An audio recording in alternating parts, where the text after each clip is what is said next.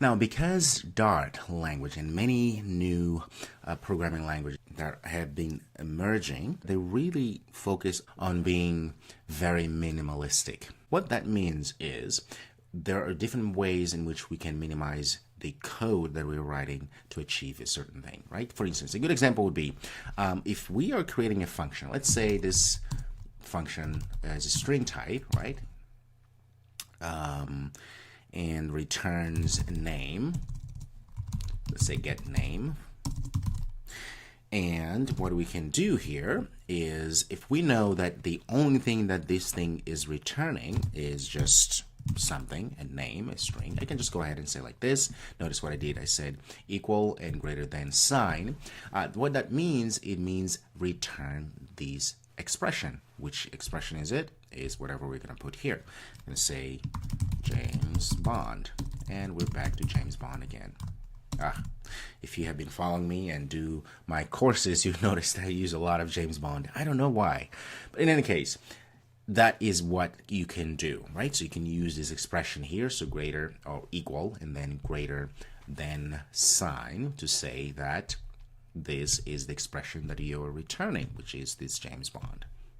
See, it's very simplistic. If you look at this return show name here, right, you can go ahead and say return hello from show name, which is fine, but look at how simplistic this one is. The same kind of function, right? But this one has a lot more lines of code, and this is very concise. So you can use this keyword here, and then your expression, which really means this, return the expression.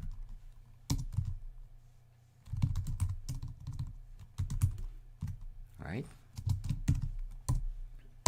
Like that. Now, the caveat here is that you can only use this if there's one thing that you're returning. You cannot return an actual statement and use this notation here. That wouldn't work, right? It only works for expressions. In this case, James Bond, or a variable that you're passing, and so forth. So, how would you then change this method here, show age, to this notation? Go ahead and do that, and I'll wait for a second here. I should probably play elevator music to set up the mood. All right. I'm very confident that you are able to translate this to something like int show age. I'm going to just say show age now so that I don't have issues, naming issues with the show age. And then you guessed it, 34. There we go.